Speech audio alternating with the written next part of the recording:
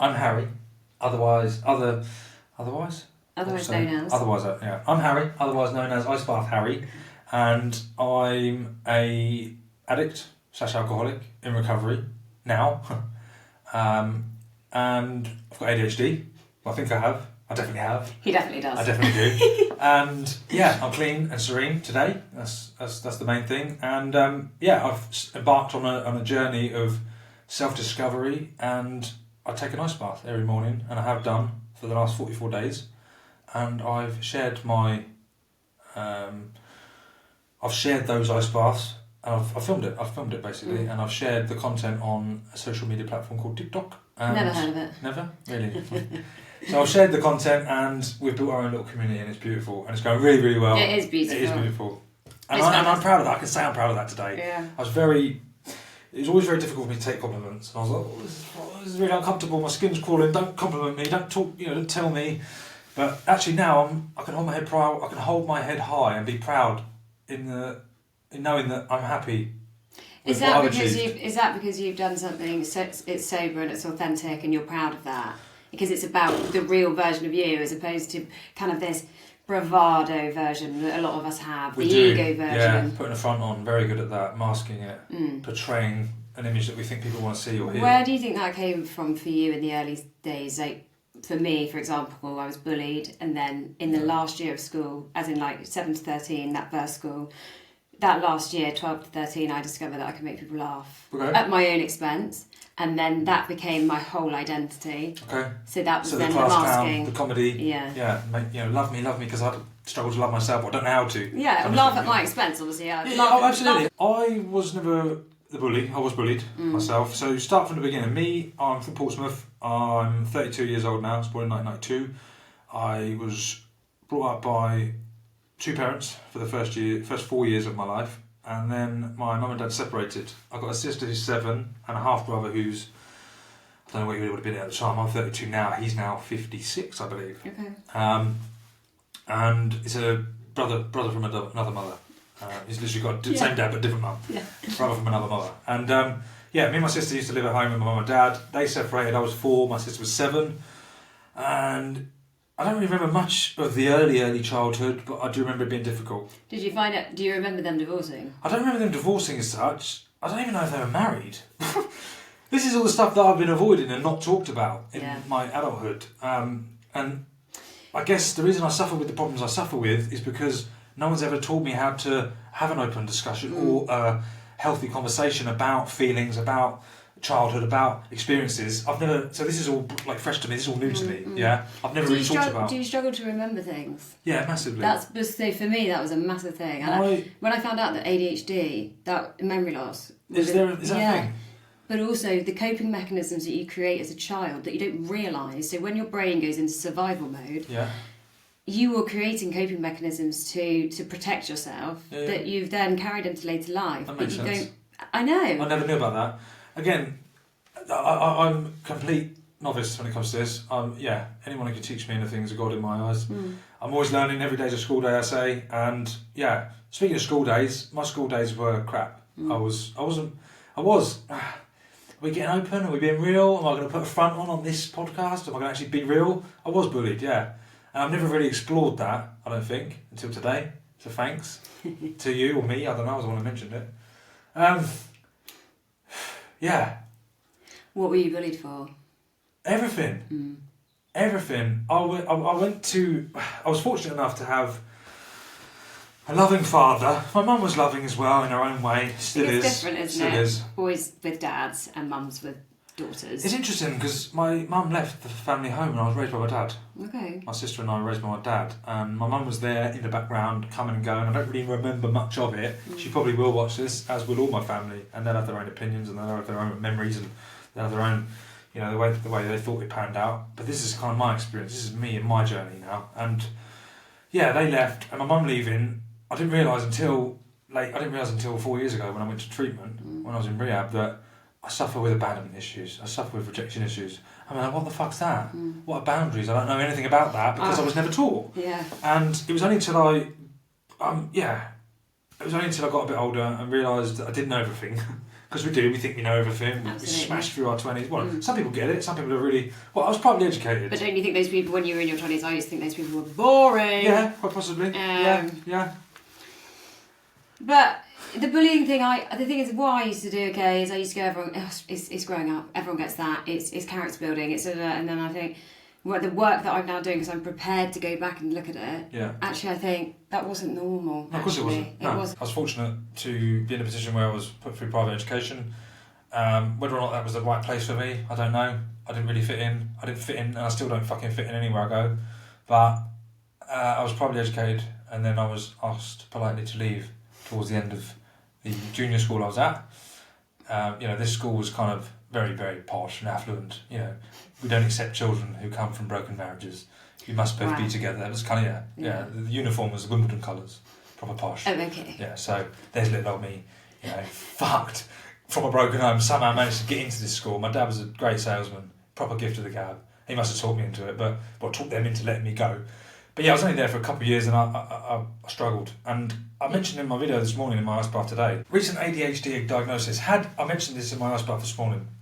Had ADHD have been a thing back then, a bigger thing back then, where people spoke about it, people had a bit more knowledge around it, I probably would have been diagnosed and therefore might have got some support that might help me in school. Do you feel a bit angry about that? I don't feel angry. It's frustration more than anything, because I think, why didn't someone spot it? But then I guess back then, don't forget, this school, like I said, is very privileged. We don't want to have children that don't have, all of our children go on to be very successful in the world of business, and they drive, and they drive pilots, and they've got all these fancy jobs. They're lawyers, and they're this, and they're that. They're all fucking miserable. Politicians. Miserable, that's what they'll end up. But I fucking lost it again. Oh. What was it? ADHD. Fuck. Is this podcast about ADHD? It's not addiction, ADHD, it's about you. This is kind of perfect content because it just shows what we're like. Had I have known that I was, or had ADHD, which I do think I did, because I know you mentioned that you thought you developed it. I got diagnosed late as a female, but then I looked back at school. You had it back then? 100%. Oh yeah, cool. I did. But it manifests different in females. So my brain is permanent, but I may not have the body language for it. Okay. But then other days I am all over the place. Okay.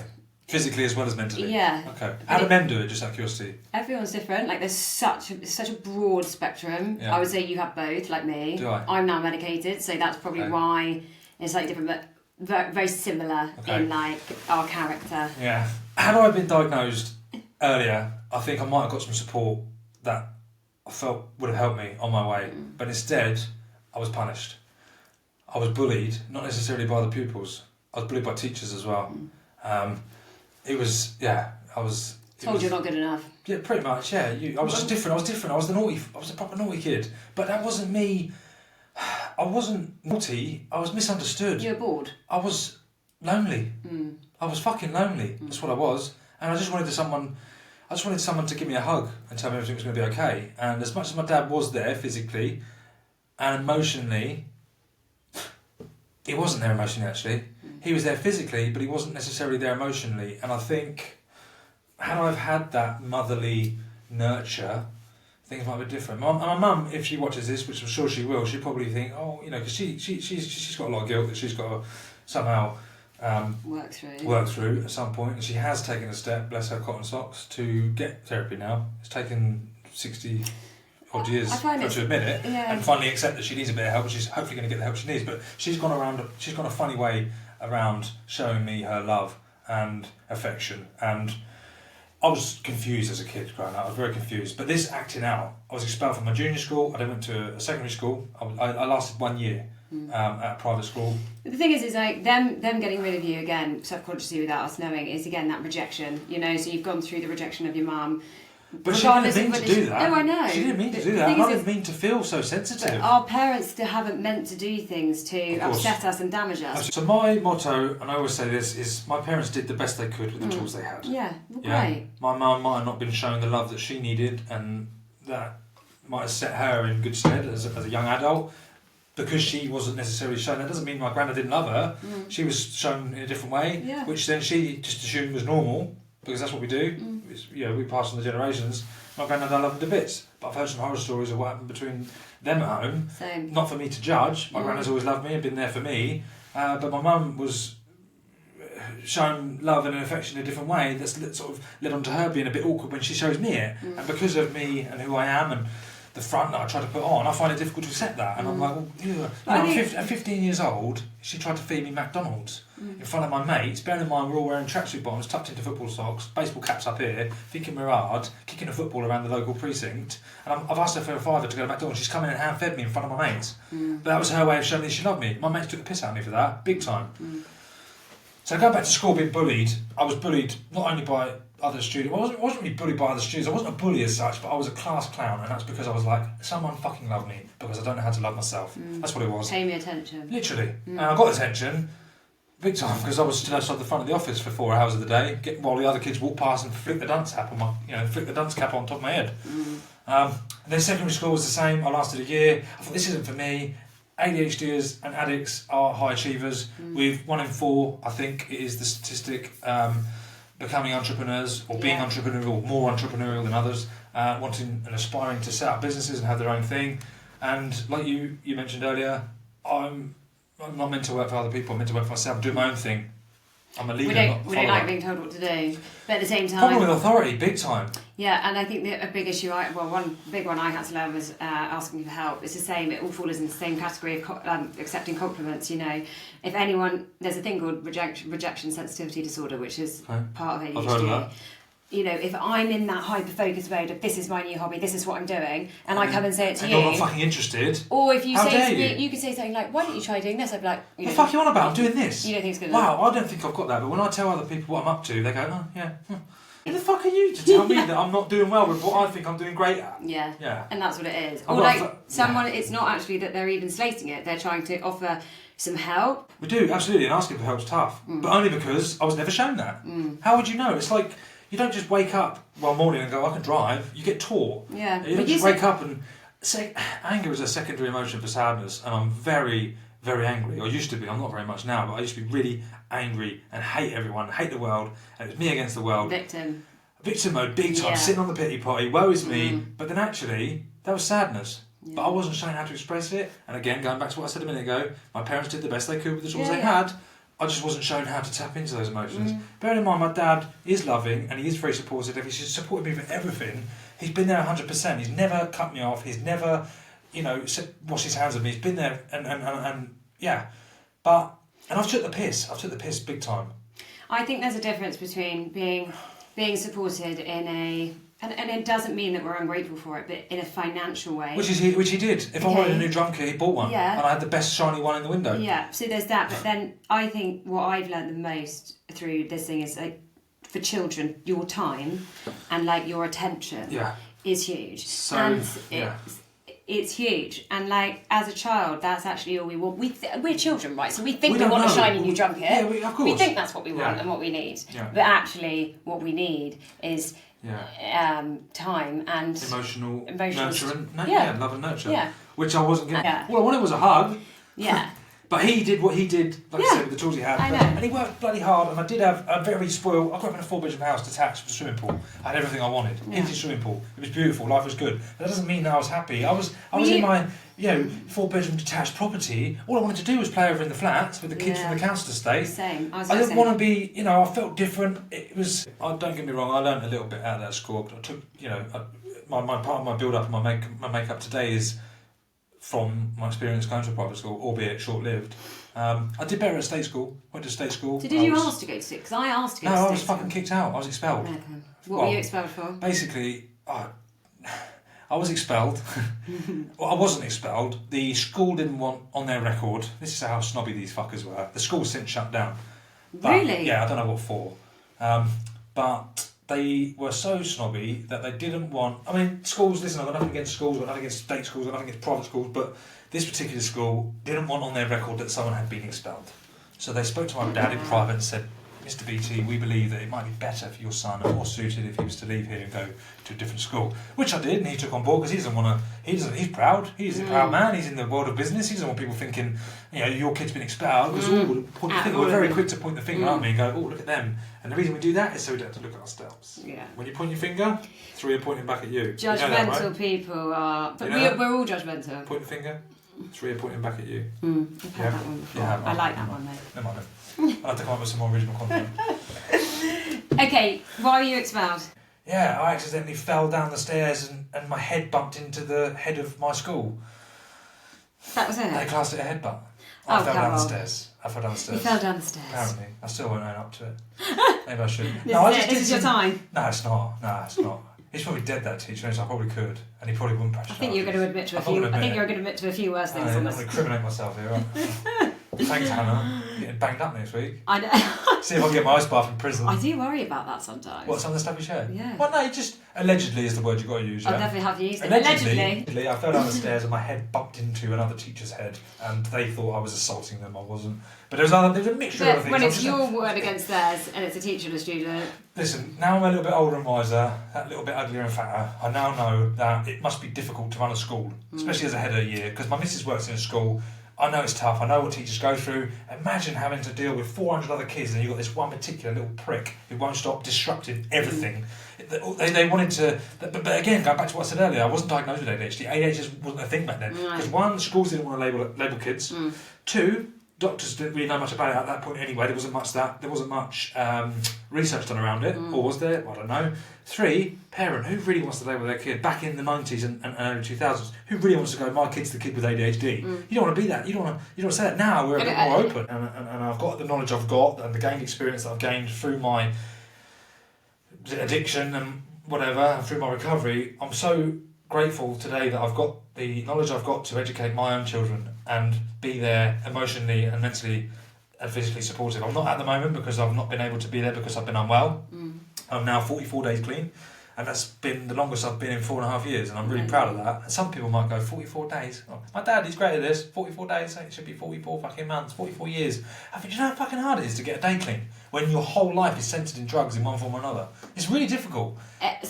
Sometimes it's hard to even get through an hour. Oh, absolutely, but I don't need But you don't need other people's validation as you keep going through it. I don't need to say, Dad, guess how many days I am. Because I'm happy with how clean I am. Yeah. I don't need other people's approval. I'm proud. I'm happy to say today, I love you, Harry. And that was tough. You stand in the mirror and say, I love you, Hannah, 10 times. It's fucking uncomfortable. Until you're actually at a point where you are comfortable to be able to say that and actually genuinely love yourself. As much as I sound like, I don't know what you want to call it, but well, just not a preacher, just like arrogant. I'm not arrogant. I fucking love who I've become today because I'm really happy. But you're allowed to. I am, yeah. You're allowed. But it was difficult to do that. But the reason why it wasn't like that before is because you weren't being authentic Harry. Quite possibly. You know, you didn't love that version of you. I didn't love that version. Harry, yeah. I didn't love that version of Hannah. No. But everyone else did, to a degree, right? As in the right setting. Performing monkey. Fuck. Huge.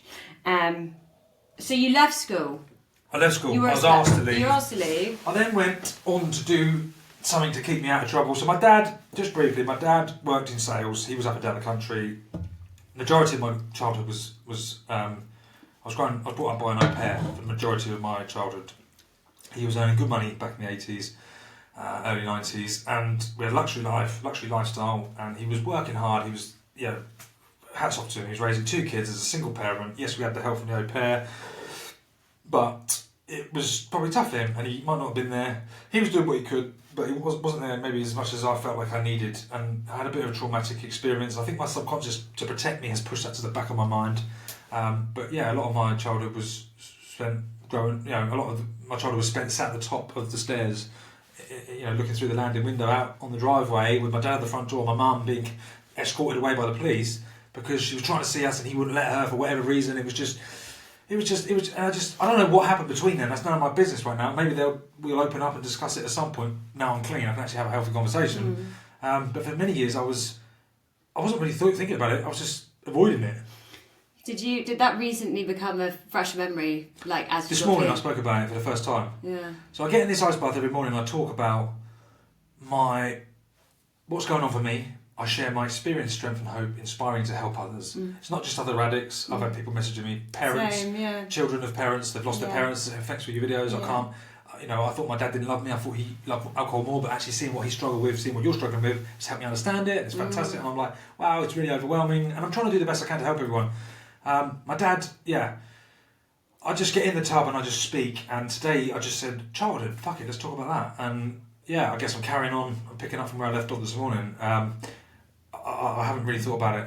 and I don't really want to have an opinion. And I actually sent today's video to my dad, today's hospital. I said, Dad, what do you reckon of this? And he was like, I don't really remember much either. And I was like, do you? Or do you just feel do you just find it uncomfortable, or don't want to own up or admit maybe you were in the wrong and things were a bit shit? You were a bit of a prick to my mum. But that's like, I love my dad, I love my mum. I know. It's not about that, but do you feel like this is about me. The unknown stuff though, where you're trying to patch those things up and sort of amalgamate it all together, and you think, oh, I've had that memory about sitting on the top of the stairs. I don't know. What was that about? I've got no one else to explore it with, other than the people there, and they don't really want to talk about it, or they weren't up to the task of having a conversation about it. But I don't really know. But then, do I need to speak about that? Yeah. Do I need to? Maybe is that something I need to talk about? Is it something? Is that just a memory? It doesn't define who I am. Or it might do, but I don't think it defines. I think exactly it helps who I you am. to work out things like what you already have done, which is the abandonment issues, and then is it really what the thing is when you have to start bringing other people into it, you're reliant on them to tell the truth, you're reliant on them to... There's three sides to every story. There's my side, your side, and the truth.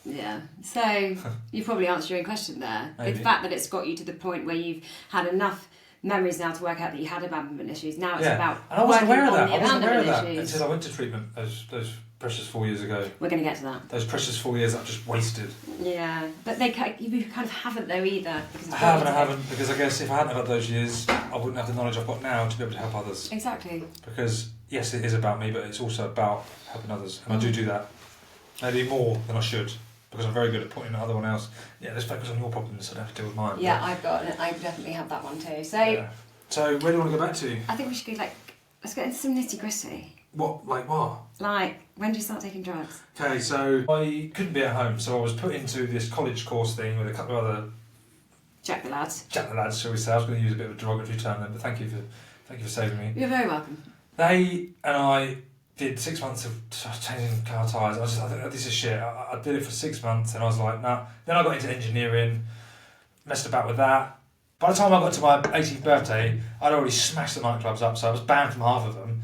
And everyone was like, hey, we're 18. So all my friends that were 18 were like, we can go clubbing. I was like, mate, I haven't gone clubbing since I was 15. Yeah, you're like, been there, done I've that. been there loads of times. I've had loads of fights with bouncers. Like, it's boring. I want to do different stuff now. I want to gamble and I want to meet women. Yeah, prostitutes. Meet women. And then by the time I got to university, I was like... And all your mates were going out clubbing and you're like, this is boring, I've done this. Yeah. So I had a couple of mates that are older, and one night this guy come round, I won't mention him by name, he's actually still in active addiction, and he's in a bit of a pickle, and I hope that I'm able to at some point, or he reaches out and gets the help he needs, or maybe I'm able to show him the door to recovery. Now I'm in it myself. But he came around with a little white powder, it was like a little pocket of this, whatever it was, and I was like, what's that? He's sniffing. I was like, go on then, because I'll try anything. No hesitation. No, fuck that, just straight up, let's do it. Yeah, I'm not happy with this, I'm rebellious. If it says wet paint, I'll touch it just to see how wet it really is, and see when they put the sign on, because I need to know everything. I need to have a jump on everyone. So he said, sniff that, and I did, and I was like, whew, fuck, this is a bit of me. And then... Liked it straight away. Really, really loved it. And I had some fun times. It was very... I actually ended up having hypnotherapy a few years ago, and the therapist, one of the things he taught me through was don't be nasty to it. And I don't know if this might help anyone else that's listening. It kind of helped me at the time. Don't be nasty. Be kind, because that precious bag of cocaine was your best friend and has been for a long time. So just be gentle. No, thank you, not today. Don't be like, fucking coke, it's ruined my life. Just be, be nice to it, because and then this is kind of like the subconscious, and he was trying to do some hypnotherapy stuff. He was all like hippie, playing music, like playing didgeridoo in the corner while I was fucking passed out. I don't know what he must have done some shit to me. I don't know. You go into like a trance. I felt like he was part of a tribe. But it was cool. And I was paying my dad was paying £50 an hour for that fucking guy. He was cool. I did the hypnotherapy thing.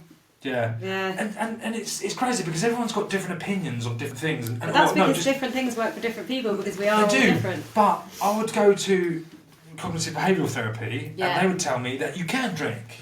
I am recovered. I was an addict. I was addicted. You can overcome that, and you can drink on the weekends at the football games. I said, mate, okay, cool, that sounds great. Well, when's the next fucking football match on? Yeah. So Saturday we'll go out, I have one beer. What happens? Really Insanity. I think it's going to happen. I think it's going to be different. No, it's not different. It's exactly the same. I end up 3 days away, fucked. I've borrowed money off someone. Someone's fucking reported me missing. I've upset someone. Someone's in hospital. Something's happened. I've crashed the car. It's just carnage, and I think it's going to be different every time. But so go back to your first line. Yes, go back to the first line.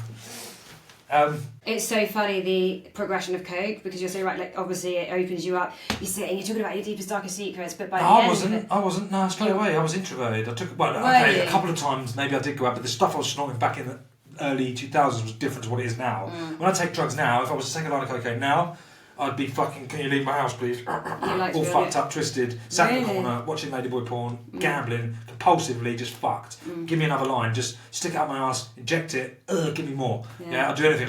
I snorted it. I don't know if you can put this on the podcast, but I bought £50 once. I was driving down the motorway on my knees. I put the note in the bag, and I thought, I hold the corner of the bag, and I'll snort a little bump. Yeah. I'd done the whole fucking half in one line, and I was driving down. Allegedly, I did this, by the way. That's the stuff for me that keeps me up at night. Like, I still get, I mean, literally 2 nights ago I had a relapse dream, and again, I'm driving. Oh, I had one of those the other day. Yeah. And they're horrific. They're really... And because you're actually... Do you know what the best bit about the relapse dream is? When it hurts so much, is because that reminds me, the reason why it hurts so much is because of how dedicated I am to recovery this time. Because if I wasn't dedicated to recovery, I wouldn't really give a fuck when I woke up and had a drink. But the fact, when I woke up the other day, I thought I had a drink, I was so overwhelmed. Yeah. I felt really guilty. I was like, thank God it was a dream. And that just showed me that actually, fuck, I am serious about it. I'm serious about getting clean this time. Yeah. And that, for me, wow. It's, the first one I had, I was like, this is great. I get to use it in my dreams, experience it again, and then I wake up and it's fine. You enjoyed it? No, the first one. What, because it was quite fun. Dream? Really? It was quite a fun one. Okay. And then ever since then, when was it ever it's fun? been awful. It's never been fun for me. So mine went from being really sociable to then very isolated. Yeah, but you were straight up. Well, no, I did it a couple of times. Did you find it a sociable drug? I wasn't taking a lot of it. Okay. Yeah, now, towards the end of my using, I'd do half a gram, which is... Half a gram would just about get me going. Because your tolerance 2 lines maybe. Half a gram, 2 lines, that's where I was at. Yeah, I'd pull the bag out, I'd get half for 50 quid or 40 quid, pour it out, split 2 lines, one at the left nostril, one at the right. That's how I used to do it. But you were only picking up halves at a time? No, I was picking up 8s. Oh, yeah, I was fucked, yeah. But to begin with, I was doing keys. Yes, of course. Like dabs. Yeah. I felt fucking not cool. Look at me. Half a gram between all of you. Yeah, no, fuck. Yeah, that's what it was. And that was okay. Mad. Maybe it might be okay now if I was doing it, but I can't. Okay. But if I was doing little bits, I might be okay.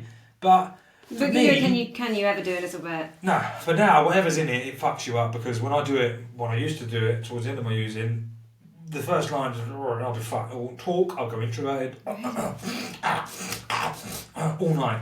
My poor neighbours, all they can hear is me through the wall going all night. I don't know what it was, but it was just embarrassing, sitting there sweating like a... So it's never been a chatty thing for you? Nah. To begin with, I might have had a couple of, kitchen sessions where you're chewing someone's ear about a business plan you're not going to do. Yeah. But majority of it was just me on my own. I didn't want anyone, unless you were using with me, get the fuck out of the way. Yeah. I would create an argument with my ex-partners so that I had an excuse to leave the house. I'd come up with some fucked up man plot, story, dark, sadistic thought that if I do this and I say this, that's going to trigger her. She's then going to argue. I can then go, fuck off, I'm going out, and I'm out. Then I can sit in the car park and have my happy time on my own. Your self-care time. Yeah. What, snorting coke? But that's what I mean. Paranoid about who's going to phone me. That's what we thought was going to help us. That's what I mean. That's what we thought was going to be the short-term fix. I found comfort in drugs towards the end. It wasn't to begin with, it was fun, I did it here and there, and then it became every day. We'll get to that. It became every day, but I found comfort. I found a coping mechanism that made me feel safe, and it made me feel numb to obviously all the feelings and the emotions, and it just made me not feel. That's how it made me. It made me not feel. But back to when we first started taking drugs. Yes. So you're getting into the realms of cope. Your friends put it out. We were about to go clubbing, do a line. That's cool. We bought half. We had one or 2 lines each. We put it in the cupboard. We'd have a bit next week. That's how it started. Wow, yeah. But to begin with, am I sweating, by the way? Oh, don't worry. Did you? Because you looked that way, and I wasn't sure if you spotted it. No, that's just me not being able to keep eye contact because I've got ADHD because I'm not looking at self-conscious. I'm thinking, what's she fucking looking at? No, you're I've fine. got a spider on me. You're fine. And then you're like, no. So took my first line. Yeah, went out clubbing. It was fun. Used to get smashed, pick up girls, go back home, have fun, have one night stands, and then wake up, drop them off, go for breakfast, do a bit of work or whatever we did back then. I had lots of different jobs. I found sales actually, young at an early age. I found sales. I ended up selling charities, knocking doors for the likes of children's charities and dog charities, and then I went on to knock for energy companies, so gas and electric. My addiction didn't start there, by the way. I started gaming when I was young. When I was about 13, 14, I started playing games. Call of Duty, to be specific. FIFA, not so much, but Call of Duty. That's interesting because you talk about the anger thing, and I think that those types of warfare games. Maybe he did warp me a little bit, twist my mind a bit, maybe. Gets out some anger somewhere. Oh, man, I thought you were coming from an angle where it made me more angry by watching No, violence. I think it's a relief for kids who, like you were saying, like anger was an emotion that you knew, but actually it was just one that suppressed sadness. Well, it's not suppressed, it just covered it, yeah. Covered it. Yeah. And when you're playing that game, you're able to be sort of violent in a way that you can't be in the real world. Yeah, possibly. But yeah, I guess. I play compulsively for 10, 12, 13. So it's already quite addict-like behaviour. Yeah, absolutely. I wasn't aware of it. No, I know. And maybe my dad should have pulled me on it and gone, get out and touch some grass, you fucking weirdo. You've been in for 3 fucking weeks. Maybe, but he didn't. He was just busy doing what he was doing. Yeah, so like recreational, so then unmanageable. Well, yeah, if your life is controlled or dictated by something. If you're taking drugs at the start of the night and you know you shouldn't be, I always think that's... No, that's part of the fun, though, isn't it? That's what's attractive, the taboo of doing it. There starts with, I had that for a long time, then it's I know that this is going to make me feel awful, but I'm still going to do it because I need it. That's usually against your will, no? Yeah. Yeah, okay. It wasn't like that for me, to begin with. We'll probably have different stories. Yeah, absolutely.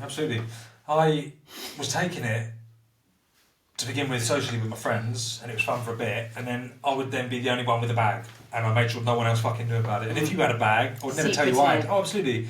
If I was in and out of the toilet, I'd be using your bag. Then when you run out, you're running around trying to get 40 quid together. I'm doing my bag without you noticing, because I was selfish, greedy. And then occasionally I'd give my bestie a line. I'd be like, but kind of kept that quiet. They're kind of quite manipulative, but kind of making them feel like they deserved it, you know? Like, I used to do the thing of like, I was always the one that picked up, always the one that sorted everything out. So I would do things like... How that made you feel? I loved it. Made you feel Picking special. up was my favourite thing in the world. I miss it. Can we just touch on that? My partner actually noticed this. She said, you get more excitement out of picking up than you do using. You love the fucking chase and the cash point and the chasing and the meeting and the waiting. And I was like, I don't like that. But then getting it... As soon as I get it, I'll do it. And I think it's a shit. Yeah, you're chasing the first line from this moment that you said it. Yeah. But, or like when it used to be fun. You're like, when are we going to get back to that? But is that distorted thoughts? Was it ever fun? Or were we telling ourselves it was? I think it's fun for us because it provided something that we didn't have, which is connection with other people. So the actual experiences and the evenings weren't necessarily fun, but what we felt was fun. But what we realised now being sober and doing right now is that we've got connection without drugs. So we've proven to ourselves that we can have it. Oh, absolutely. But we've just done it for so long. But the scary thing with this disease, Hannah, as you well know, is the disease of addiction is the only disease that tells you haven't got one. Oh. And as well as this goes, I might leave here and think, I love that. I deserve, because I'm fucking worthy and I've worked hard for 44 days and I've been on my first podcast. I deserve a bag. I deserve a half. Fuck it, no one's going to know. Yeah. And that's they say, and I'm sure you've heard this a lot, and they say it in the rooms of the fellowships, all the while you're clean, your disease, a little gremlin, is at the back of your mind doing burpees and press-ups and push-ups, getting ready to fucking take you out, to trip you up. And it's the smallest things. Addiction wants you dead. And playing the tape forward is one of the best mechanisms for me. Because I think of myself, I'm 6 so impulsive. trying to draw the curtains, thinking, is anyone going to come round here? Is anyone going to see me? Yeah, I don't think about that. And I just think... I never used to think about that. And it's brilliant if you can do that and look forward, because that is a great tool to help people, prevent people to stop picking up, For me, I never got that fucking far. I would just impulsively, if the thought was there, I'd be texting already. Before I even borrowed the money, I'm texting, getting it set up for 20 minutes. I know I'll get the money from someone. Me too. This is since surrendering. Okay, so did you... In the past, never would I resist. No. How long have you been trying to get clean up until before 5 months ago? Congratulations, by the way. Thank you. I don't know. 3, 4, 5 years. You've been trying to get... for 7 years I've known it's an issue, as in I could never for 7 years drink and not do drugs. Okay. Cocaine, like ever. Right. One sip and that's it. Yeah, and of course, I know how that's going. going. Absolutely, yeah. But I would do your classic, I've had 2 weeks off so I deserve now. Yeah, absolutely. But when you stop, right, when you stop and start, you don't then, when you start again, go back to it being carefree and fun, you go straight back to where you were. To where you were. In a corner. You know, this phone whole... on silent. This whole association we have with things of doing well, doing badly, weddings, funerals, births of babies. And we've been conditioned to think, you know, if we do have like something that we've achieved and we're celebrating. Anything. The sun could be out, it could be rainy. Someone could look at me funny in a fucking supermarket. Always an excuse. And the funny thing, well, it's not funny actually. This is tragic, and we've got to be serious about this because we do lose a lot of people every day to this horrific disease. But it's the little things that you've got to be vigilant, because my granddad, bless his soul, he's 90, nearly 90, in his 80s, and he's getting really unwell. And I know the time is coming. Yeah, he's getting unwell, and that's going to be a tough time for me. But I feel like I better get through that. However, if I snap my shoelace when I leave your gaff today, I could be off the fucking handle on the phone to do that. So it's the little things you've got to be really vigilant about. The big things, Very not, true. I'm not saying, if No. someone dies, but but I'm just saying the little things you'll be really careful because they trigger you. It's also, but I know we were both still in early recovery, but in the really early stages, and this is worth mentioning, and this is the addict brain. I would sit there and I would think of the times that would be good enough for me to relapse on. So I'd sit there and be like, right, well, if my mum died, that's a good enough excuse, and I could get. That's sadistic, isn't it? Yeah. But that's the addict brain. Sad, isn't it? So I'd be like, God, is this normal? And that's why I find fellowship really helpful, because if I talk about something like that, takes the power out of it. Everyone is sat there though being like, yeah. That's normal, yeah. I heard your first episode and you said you were on some medication or something, you snorted it, and I was thinking back to the time where I ran out of Coke, and I was taking a Cocodamol for something. Yeah. I thought, that's why that would look like Coke if it's crushed. I went ping everywhere, fuck it, make a line. I do another one. And I was just cut. Insanity. That's cut. And then I shared that at a meeting, and some fucking bird shared back and said, you think you were bad, Harry? I injected Marmite because it looked like heroin. Wow. And then I was like, fuck, and I thought, fuck, she's got problems. And then she said, the worst bit was, I did it again. She took it twice, injected Marmite. Like, fucking how insane is that? It is. I was privately educated. I've got morals. I'm not going to fucking snort Cocodamol. Are you mad? Yeah. Don't you know who I think I am? Yeah. I was snorting... Anything that was like a placebo enough. Yeah, anything. I've done a paracetamol. Anything. I've done a Pro Plus. Yeah, but I'm Harry and I'm an addict. And I can own now. I'm happy with anyone to share my story. But some people might understand it, some people might not. Some people might get it. I've got a family member, my sister actually. Fuck it, I'll call her out. She hasn't got a clue about addiction. And she just thinks, I'm fucked. Fucking drug addict. You've got a child. You can't get clean for your son. What's wrong with you? Yeah, see, that's a strict. I wish you understood how fucking powerful and what your little brother suffers from, because I've been unwell. Bad. This illness is a disease. Is an illness and a disease. Dis-ease. Yeah. It's a dis-ease. And you will live with it forever. You will. And some people, like I said, when I had that therapy before, this goes back to the ambivalent thoughts and the co-inflicting thoughts I was getting and the information I was getting. My hypnotherapist said I'm not an addict. He's going to be able to talk me into believing that I never took it. Okay. My counsellor tried to tell me to cut down. He said, he was a scouse. How many grams are you doing a day, Harry? I said 2. He said, well, try doing 1 today. And I was like, right, okay, so that's a great fucking... he's given me the nod. So I went and picked out, I did 1. And what did I do then? Another one. Guess what? Another one. And then I've got this other person who's saying that he's recovered. He had a problem with cocaine, and alcohol was never his thing, but he can drink. Well, fucking no, I want a bit of that. Tried that, fucked. 1 beer, back in the fucking... Back meeting dealers. And then I found the fellowships. Abstinence, total abstinence. This is a program for people who want to get clean. This is a program for people who want it, not people who need it. Don't turn up because you want trying to people please or give lip service. Never gonna last. Your mum and dad and your missus have said, you got to get help. You got to do it for you. And everyone told me what they told you. You'll lose it if you don't stop. You have to put everything above. You have to put this above everything else. Nah, fuck that. I've got a business, mate. Don't you know who I think I am? I can't lose my business. I can't do... Nah, I've got a business and I ain't got time to do fucking step work. Are you mad? Fast forward a couple of months, I've got no business, everything's gone flat, everything's failed. I start scratching my head thinking, that geezer told me that 6 years clean at the time. Keep coming back. Keep coming back until the miracle happens. Thank the heavens, I'm not religious, I'm spiritual. I wear a cross, it's got the Serenity Prayer on it, by the way. That's right. But I do believe in a higher power, and Same. I have had the miracle has happened. Yeah. The epiphany, or whatever you want to call it, has happened. I'm fucking grateful for that. Me too. Gosh. Feels Feels good to be clean. So good. But tomorrow might be different. Tomorrow might be. Fucking hell. But all I've got to do is today. That's it. We Don't might be think back too into the far relapse ahead. interview. If I say to you, watching this right now, you can't drink for the rest of your life, what's the first thing you want right now? Yeah. A drink. If I just say to you, just for today, not just for the rest of the day, don't have a beer. Maybe tomorrow, say you feel. If you think you want a beer now, just wait till tomorrow, yeah? Tomorrow comes, the thought that you had will have passed. It's the best slogan. And it's beautiful. And like the feeding train, I like this one. I can't remember talking this, but it's not one of mine. It's stolen. The train's coming along, it's the feeding train. And all the feelings are on there. I like to, this is my little twist, they're all minions, they're all screaming, blah! That's the feelings, yeah? It's coming along. You can either jump on board, go with it, and go, fuck it, and feel the feelings. And then go to the end, and the end destination is you in a really bad way, been awake for days, complete carnage and chaos. Or you just go, let the train pass, the feelings pass, and then after a little bit of time, the back of the train goes, it's gone. And the feelings are gone. They do pass. But it's uncomfortable. But Fuck, it's uncomfortable. When you first get clean, they say that like the most amazing thing is that you get all your feelings back, and the worst thing is you get all your feelings back. Absolutely, yeah. But it's that how you start to cope and handle them without... Trying to find a healthy coping mechanism and healthy behaviours and healthy things in your day-to-day life to help you. But also remembering, like, when you're... Like, I remember there was a time, maybe like 2 months in, and I had that belly laugh situation. I was streaming with tears, and I suddenly stopped, and I was like, I have not had that. Beautiful moment. Years. I laugh like I've never laughed now. Even in the last 44 days, Hannah, I fucking love it. But it's so funny because when you first start taking drugs, you think that it accentuates your character, and it does. By the end of my using, it stripped everything away. I wasn't funny anymore. I didn't have a character. I didn't have personality. I thought you were, I took. So you would do 2 grams and then you'd stop, and you'd be able to stop? No, I wouldn't stop. No, okay, fine. No, I'd run out and then I'd fucking borrow money. Yeah. And then I'd rob. I'd be fucking. Yeah, I've done some Let's shit. go back. Are we doing any other drugs? Nah.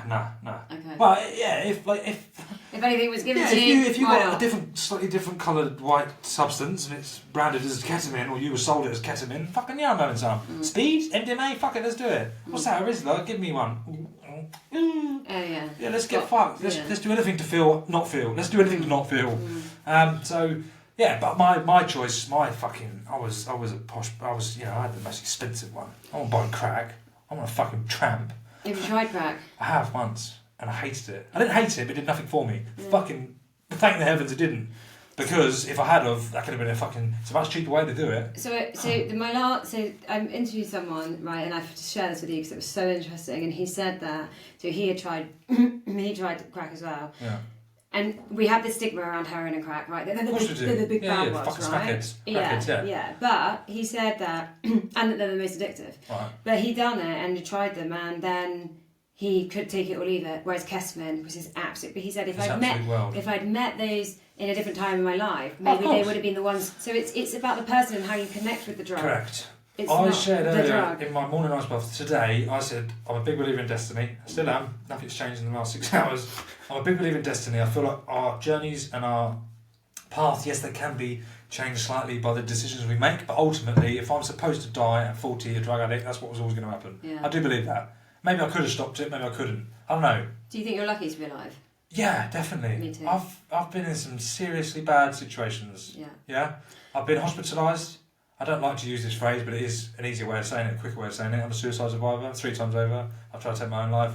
First couple of times were cries for help, fucking desperate, I don't know how to stop. You don't think I'm a bad person, I'm not a bad person, I'm just broken. I need to be fucking helped up. Did you think that the world would be better off if you weren't there? Oh, absolutely. Fuck yeah. Yeah, I was ready to throw it all in. And then obviously I had my beautiful son, who is 6 now, who I haven't seen for 4 years, and yeah, going back to what I said earlier, I couldn't. People say, I can't get clean. My sister, she said, I can't get clean with your son. What's wrong with you? I thought, before Travis was born, committed that bit. Before my son was born, so let's just go from. I thought I was going to get clean. Let's go to you now meeting your baby mama. I'm guessing is that the next step? Because we met on a night out, we're just in clubs, you're trying all drugs, whatever, you don't really care. Yeah. You're in the partying stage, and cocaine was your best friend. Cocaine was my thing, and then, at the time I was working for, I don't know what company I was working for, I was just living life. And then I went for a little bit without doing cocaine. Amazing. I cross-addicted though, so it wasn't amazing. Okay. This one was even more detrimental, financially. Gambling. Correct. Gambling and women. I was a horrific gambler and a horrific sleazeball, or whatever you want to call it. Yeah. Do you want to talk about that? Because... I don't. I know. I do. Do you feel guilt? So when you say sleazeball, was it cheating and being, all over the shop? Yeah. I mean, I was never really pinned down to any one woman at a time because I was greedy. Seeing 3 or 4 different women a week. Did they know? Probably. I broke a few hearts. Without sounding egotistical. I hurt a few people, some good people too. But to me, I got addicted big time, and I only really looked at that once I discovered. I didn't know I was an addict until I went to my first NA meeting. When I first rocked up and they read a few of the readings, I was like, where's my mum? Where's Jeremy Beadle? Candy Camera? This is written for me. This is a book about me. Harry Beattie book. It's not. It was just addiction. I was like, fuck. Until that moment, I didn't know what I suffered from. And it was only when I realised I was an addict that I thought, fucking hell. I'd do anything in excess. And Women were, for me, women was a big one, and I've slept with a lot of women, and I'm not proud of that, but it was what I was doing at the time, and they were... So did that fill a void for you, and when you weren't taking drugs? Did that just happen, just stopping taking drugs for a bit? I think it did, I never thought about it. That was providing more gambling and women. Possibly it was feeding the little addict inside, so I'm not a drug addict, I'm an addict. Yes. I have a problem. I have a me problem. I don't have a drug. I don't have a cocaine problem or an alcohol problem. I've got a me problem. I get addicted to eating fucking biscuits or buying trainers or gym or whatever. I get addicted to hoovering, anything. I'm just, so I've got to be mindful. And I see a lot of people that get clean and they live dirty. It's sad. Because I see people that are a few years in and they're still living dirty. Messaging vulnerable women that are new to recovery and just being, just the people, it's out there. And it's not for me to go out of my way to help them because it's my journey. You got your own shit. You deal with your shit. Yeah, I'll guide you and help you and offer some advice. But who am I to say? I'm only 44 days clean. I feel a bit guilty for being on this podcast because there's people with a lot more experience than I have, a lot more clean time. Maybe not as much experience, but a bit more clean time. And they might be able to share a better message, and that's just my insecurity. I don't think I'm worthy. But I chose you for a reason, so you need to know that. I chose you. Why did you choose because me? I knew that the conversation would be like this, and I knew that, I've had people on my TikTok when I was sort of at the day where you are with the days and saying, I've been in recovery for 10 years, why are you preaching about it? I was like, well, because this is a real-time recovery. I don't want to hear from someone really... I do want to hear from people that are 10 years clean. Yeah, but I also don't want to hear from somebody who's telling me that I can't talk about my experience. No, of course not. That's not... Because that sounds to me like a dry drunk, and a dry drunk is... exactly what I just said, yeah. Dry drunk is the word I was looking for someone who's clean but living dirty, correct? Yeah, you're sitting up there saying that you're clean and sober, but are you happy? Are you emotionally sober? Yeah, you're not. Yeah, because you're not. And one thing I am really proud of is I am actually 44 days clean from fucking everything. And I don't mean this in a derogatory way to anyone that's on a script or anyone that's doing other bits and bobs, but for me, I'm not on a script. I'm clean and sober. I vape. I'm nicotine. That's all I take. I haven't done drugs. I haven't gambled. I haven't acted out with women. I haven't acted out by impulsively shopping. I haven't done anything apart from motivate myself every morning to get up, take a nice bath, and fucking help and inspire others while sharing. It's like a 10-minute counselling session every morning. Yeah. In the garden, talking to myself. I might have set the channel up based on ego because I wanted everyone out. I thought, I'm not doing it for myself. I'm not fucking sharing loads of shit for no point. Accountability as well, though. It's I don't know why I set it up, but I set it up and we're flying, and I'm really enjoying it. And yeah. So back to women and gambling.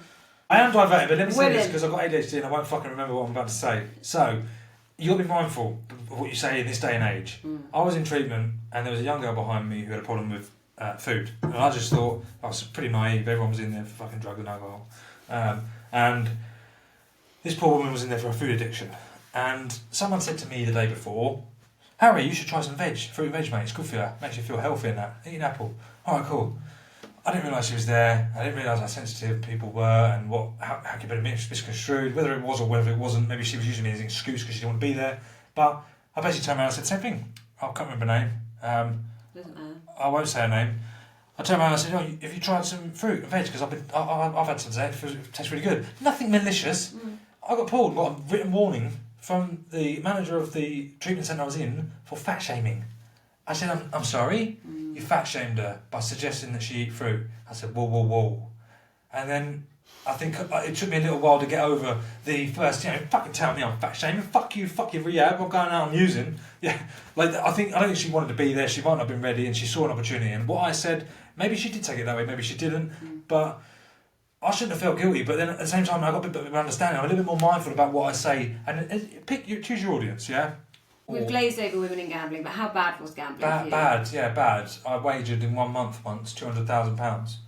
Wagered, not gambled. I didn't have that kind of money. What does wagered mean? So if I was to put a £10 bet on and I won £20 from that, and then put a £20 bet on, I would have wagered a total of £30. So the 10 plus the 20. If I then put that £30 bet on and I won 60 back, I would have wagered. Yeah, that's how it accumulates. So I would sit there started off with poker. I played poker for 2 years for a living, actually. Well, I thought I did. I was just fucking borrowing money trying to win a poker tournament to try and get out of the shit that I'd been in for a little while. And I don't think I've ever admitted that. Whew, I felt like a weight lifted, that did. I still tell people that I used to be a professional player. I wasn't. I was just borrowing money. Getting people to pay for my entries so that I could hopefully win a tournament. Every bit of money I ever won, I spent. I tried to kill myself in a hotel in London, Stratford. I come out of the casino, I lost £6,000 in 10 minutes. I played 6 hands on blackjack, lost every single fucking hand. Went back to the hotel and I tried to hang myself. And Metropolitan Police raided the hotel to get me out. Put me on a fucking train, sent me home. Was that it? Yes, that is all they did. How did they know to come and raid the hotel? Because the casino were keeping a watchful eye on me because they'd never seen me before. And when they never see someone before, when they've never seen someone before that comes in and asks for a private table with a minimum bet of £1,000, they're thinking, fucking hell, who's this guy? And they watched me and they watched my body language. And fair play to them, they phoned the police when I left because they thought he looked suicidal. Wow. I wish they'd have fucking called me back and said, here's your £6,000 back, mate, go home. But it don't work like that, does it? I fucking hate the gambling industry. It's interesting because Ryan, he listened to some of his podcasts. Yeah. He said that that's the only time no come down was ever as bad as the loss of money. The low. And he was no come down. No, I've done coke for 5 days, no sleep, no water. Me in a car park, hidden in the corner behind some trees, snorting coke, snorting gram after gram after gram after gram.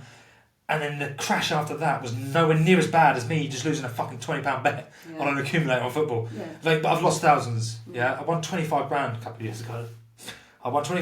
years ago. And the casino, the online casino, I won't name them, but they only let me withdraw 10,000 at a time, and it took about 4 hours for the 10 grand to hit my bank. I withdrew 10, I gambled the 10 in there. Before the 10 had hit my bank, I'd lost the 10 that was in there. I then put 5 of the 10 that hit my bank back in, and then a couple of days later the rest went in. That's how degenerative I am. Now, if I could win £1 million, I'd fucking piss it. I'd still bet on. I bet on 2 flies going up the wall. Yeah, anything. I've been mindful of that because I've got a friend who knows I'm in recovery now. He's very supportive, but said, "Kind you want 50 quid on who wins the Premier League this year?" Yeah. And I'll go, no, I can't actually, because if I do, I know what's going to happen. Because if I lose that bet, I'm going to want to try and get the 50 quid back. And if I win that bet, I'm going to put another 50 on to win more. Because I'm an addict, I'm a fucking degenerate. And also, if you win, it's going to make you feel euphoric, and then you might want to lose. If and that's not good, that's not dopamine, that's not a natural high, that's not what I want to feel. I want to get dopamine and adrenaline from taking ice baths, from going on, doing exercise, from doing fun, adrenaline, sober stuff. Connection like this always gives me, good dopamine. I feel good today, I feel fucking great. Yeah. And it wouldn't be nowhere near the same, but the scary thing with this fucking disease is it tells you it'll be different, it tells you it'll be fun. Fucking take an eighth up there. Or you deserve it. When you do the podcast, take an eighth, just see if she does fancy you. Yeah. Fucking thoughts a day. Yeah. Crazy thoughts, insanity. Yeah.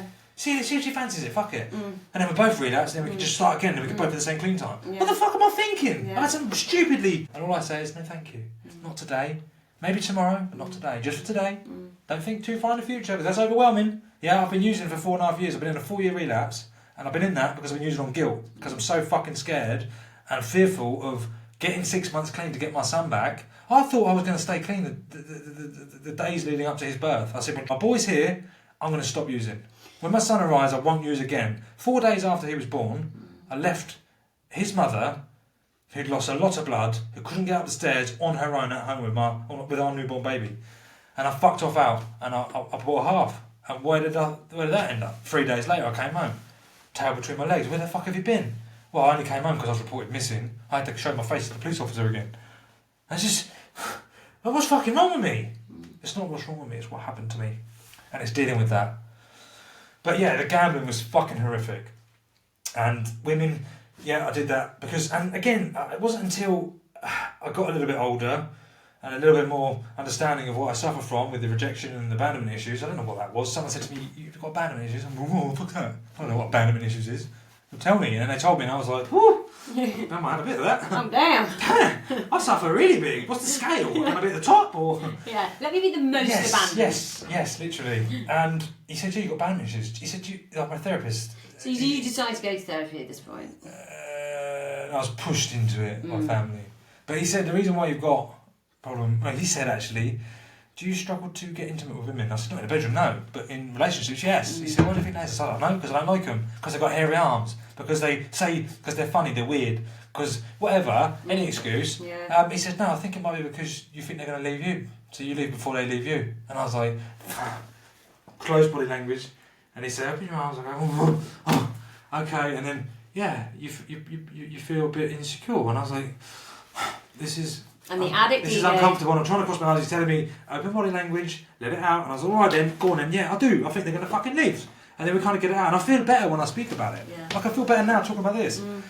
But for me, I just felt like I needed to fill something. I filled that hole because when you stop taking drugs, when you stop drinking, when you stop gambling, you feel a void. Yeah. Someone said to me once, "How about this for one? What if it's meant to be? What if it's meant to be empty? What if you're not meant to fill it?" Yeah. Ooh. Well, fucking hell, that's uncomfortable. But what if it's not meant to be filled? What's meant to be there? Yeah. You don't have to fill it. You don't have to fill it with something else. What if it's meant to be there? Let it be there for a bit. So you feel feeding train. Let it go. You don't have to fill it. But when you learn that about abandonment and that it might be down to you, as in this is why you can't have intimate relationships on that level. Yes. Was there then a relationship where you became vulnerable with somebody and told them that was a thing? Nah, because I was so proud at that point. Yeah. To chest up, puffed up.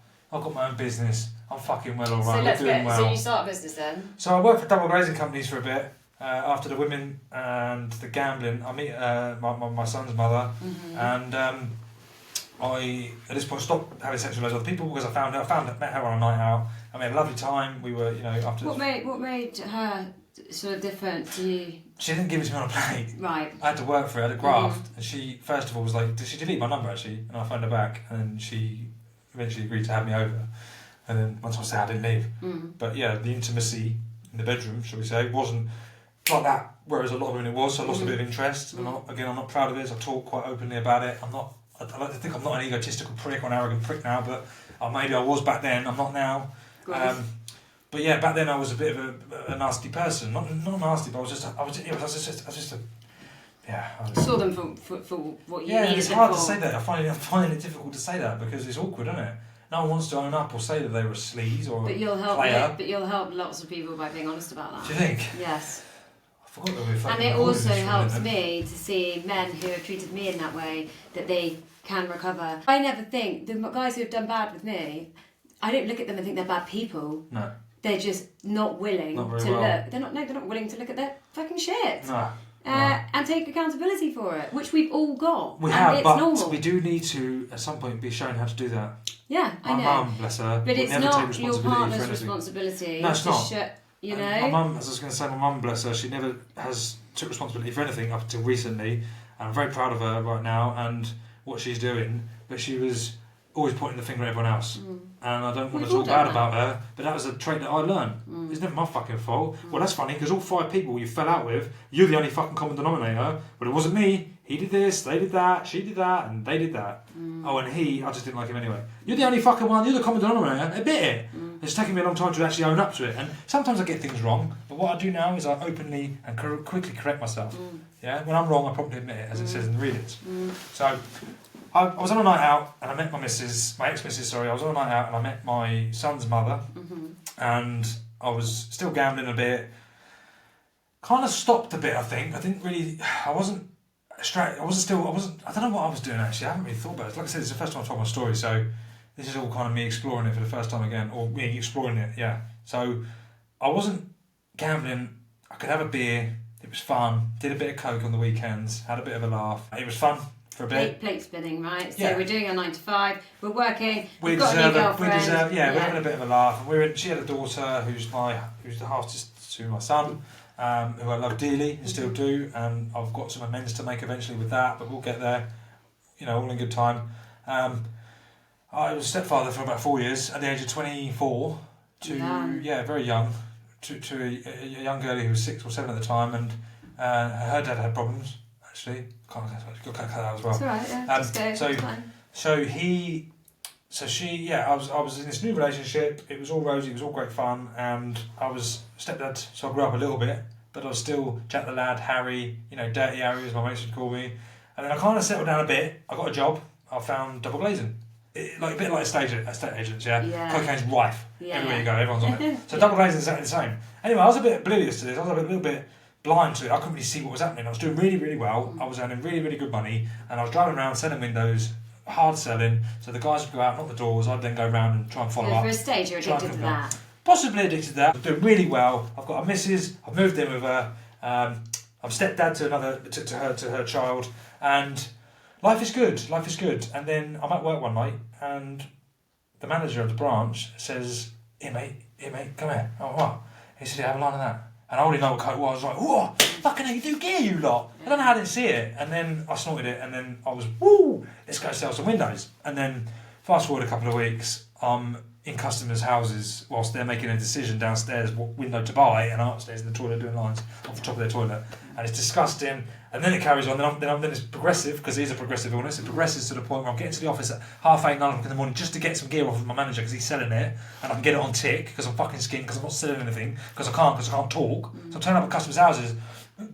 If you're free quote for windows, and they were like, "You alright, mate? Yeah, why?"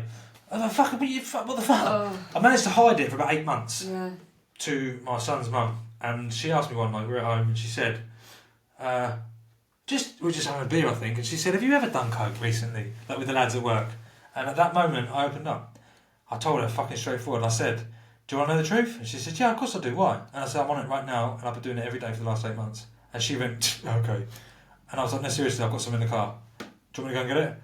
And she's like, "What?" And I went and got it, and I showed her, and I've been on drugs somehow, hiding it, masking it, taking my last line maybe half an hour before I got home to then have a bit of dinner with a load of gravy and a load of sauce because my mouth was so dry. Try and get some sleep, wake up, and I was taking drugs in the morning, and I was, it was shit. Thing is as well. And then I think it spiralled a bit after that, and it just carried on until I was fucked. And then I lost my job. I worked for another company to try and get away from the coke because everyone at that company was doing it. Got to another job, and within 2 weeks, what does the manager do? He invites me over. We're getting an eighth, and we're fucked. And then I started using it there. And then I worked for a local company, and then I thought, this cunt's earning loads of money. I thought, this guy's earning loads of money, I can do it. So I set my own company up based on ego, big time. It took me 3 years to realise I set a business up on ego. And I had my own little double glazing company, and I would go around, and I did do well, and I fucking worked hard to build it up. I did everything myself. I set a business up from scratch at the age of 27 or 28, whatever I was. Really, really proud of what I'd done. But I wanted the badge. It was much easier for me to work for someone else and just leave work and come home, and I was still getting paid loads of money. But you didn't like it because you were working. I wasn't managing director. I wanted I was the owner. I was the proprietor of my own company. You got to put that director in your signature email. Yeah, absolutely. Do you know what I mean? Managing director, proprietor. I used to use fucking tosser. I set the business up on ego. I did really well. I earned loads of money, and it all went up my fucking nostrils. At that point, I had a serious problem. The women wasn't a thing. The gambling was here and there. The drinking led into it. 3 big bottles of Corona from Tesco's for a £5 back then turned into 6. And then I was using all the time. And then I was like, I don't want to do this anymore. Then I started what you said earlier, using against my will. Couldn't stop. Having a therapist... Go on. And your girlfriend at this point is just kind of... Well, at this point, we're engaged. Right. I've proposed in Venice. Put the fucking video on YouTube. Yeah, I was, again, for ego. Look at me, look what I can do. Yeah, it wasn't a fucking intimate thing. Did it worry you going to places and not being able to pick up drugs? Nah, didn't. Of course it didn't. I went to the Lake District for a fucking wedding. There was one pub, one house, one hotel, one wedding venue, and I still managed to get an eighth off of the geezer within half an hour. Yeah. I was in fucking Lake District, surrounded by fields and sheep. Yeah. And I still managed to find the one guy that knew the one guy that knew the one guy who was delivering in that area. Yeah. What? No, but we are incredible. And then I stayed awake all night. I had to go to the wedding the next day. Fucked. My sunglasses on, like, I don't even know these people. Yeah. And I'm off my tits. Yeah. Then I had to drive home 6 hours. Yeah, I've done it myself. What? Do anything to and do I love it. Would you go out your way to find a big time as well? Absolutely. Like, lots of people ask me about sexual phobias. That's one thing I've never done. No, that's what I wasn't actually angry about. No, but not that that's... But you'll put yourself in dangerous situations. My driving. But you put yourself in a horrifically dangerous situation just to get some more. And like, so for other people, the parameters would be like, no, it's going to take 45 minutes to get there. I'd be like, but we've had a fucking reply. Yes, but that's great. But also, I'm not waiting 45 minutes. What I'll do is I'll text them a postcode between the two of us, and I'll meet them there because it's only 20 minutes that way. At least I can have a line, then I can get home and have the rest. The journey back will be fine because I'll be able to. Because I've already had a line. Yeah, absolutely. So in my head, the way I'm working it out is like it's 20 minutes there. I'll pay them some extra money, fuel money, so that you meet me 20 minutes before. Then it's only 20 minutes. And then I'll be back, and then we can all, get by the time I've got home, I might as well tell the dealer, follow me. Because by the time I get home, I'm coming down left, we're going to need some more. That's literally what I used to do that. I did that for a long time. The obsession, right? The effort, the exhaustion. I look back on how much I would go to get gear. Someone said to me the other day, if you put 10% effort into your recovery, as you do and did your using and your picking up and whatever, your addiction, you will get clean. But you've got to want it. Yeah. I say this all the time, addiction is people who want it, not people who need it. Yes, you will need it, because obviously if you're talking about addiction or you're listening to this, you probably know someone or you've got a problem. But it's okay to reach out. We'll get onto all that motivation But shit in a people minute. say that addicts have no willpower, and I'm like, have you seen me when there's 2 lines left and I need to get more Yeah, drugs? oh fucking hell, I will literally nick your wallet and have you look for it. Honestly, I'll be standing behind you at a cash point. Oh, what can we do here? I went to private school. I've got morals. I said it earlier. I'm not that guy, but drugs takes me to that place. Hannah, I'm fucked. I'll do anything to get more. Desperation is incredible. But it's funny how uncomfortable I feel now. It's not funny, but it's quite scary how I thought I looked well. So I'm running the business and I'm running it into the ground, basically. Yeah. And at this point, I've got a nice little house that's just been recently decorated. I've got a baby on the way. My drug use is out of control. Because I've got my own business, I can do what I want. Yeah. I've got no one to answer to. And actually, no, I lost my job at the last place before. Actually, I lost my job. At your own business? No, not at my own business. I I was gonna sacked myself. No, I worked for another company. When I worked for the local company, they actually sacked me because I stayed up all night in the showroom. I had a company truck, and they had a trucker, and I stayed up in the showroom all night snorting coke. And then woke up the next morning. I didn't wake up, I'd stayed awake all night. I was in there gambling, do whatever, because I didn't want to do it at home. I said I was at a conference or whatever because it was easier not to have an argument at home. It was very much easier. But anyway, they knew the van was there overnight, and at 8 o'clock in the morning when the van left the car park to go home to my house, and I phoned in at 8:30 and said, I'm not very well, I'm not coming in. They went, what the fuck? The van was, you moved the van? I was like, yeah, I had to move it earlier.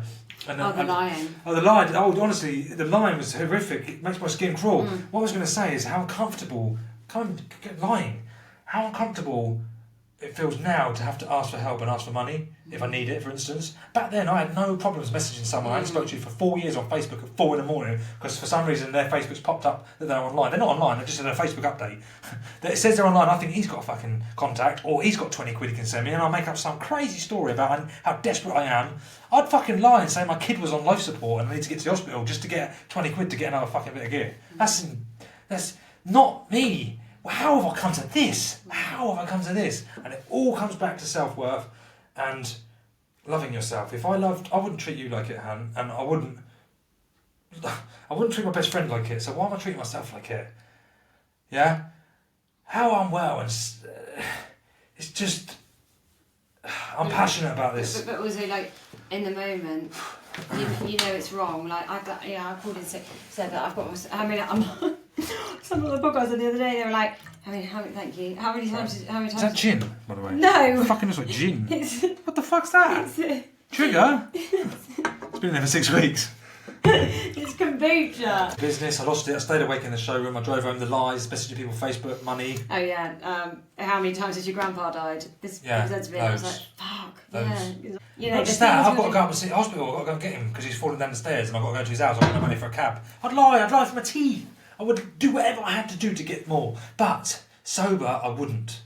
It was always me that had the bit, like, I don't know, if I wanted the gear, I'd get the gear, I'd find the money somehow. But once it starts, it does not stop. I was relentless. I was running the business into the ground. I thought I was doing really well. I was taking deposits off customers and then not fulfilling the work.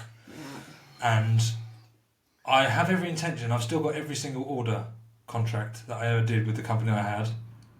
And I will honour those, whether it's by means of refund, whether it's financial amends or whatever. I do plan to do that. I'm not a bad guy. But right now I can't, but there will become a time, and they've probably forgotten about it anyway. They might not. I don't know, but back then I didn't mean to do it. I wasn't malicious. It wasn't premeditated. I'm not a bad person. I am a good person. I know that. But at the time I was just very unwell, and I wasn't dealing with any of the shit that I now know that I suffer with, and I wasn't, and that I can now deal with and talk about openly. So I was just relentless. No one could stop me. If I wanted to use, I'd use, and I was fucked. I was using every day.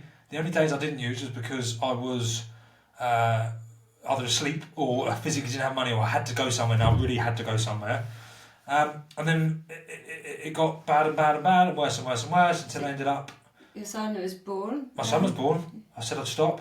And I couldn't stop for him. You would have genuinely believed, and I think this is another thing that's really important for people who are living with addicts, right? Yeah. When we say something, when we're making those promises, we do genuinely believe 100%, 100%. So Thank you. I never knew anyone else knew that. Like when I'm telling you I want to stop and I'm going to stop, and when he I do believe that. I do want to do that. I'm not saying that to people, please. I meant it. I felt that. I fucking felt that. But as soon as I get why couldn't I stop though? Why the fuck couldn't I? It's nothing comes before addiction. Nothing until you surrender to it. Nothing. I haven't surrendered, I guess.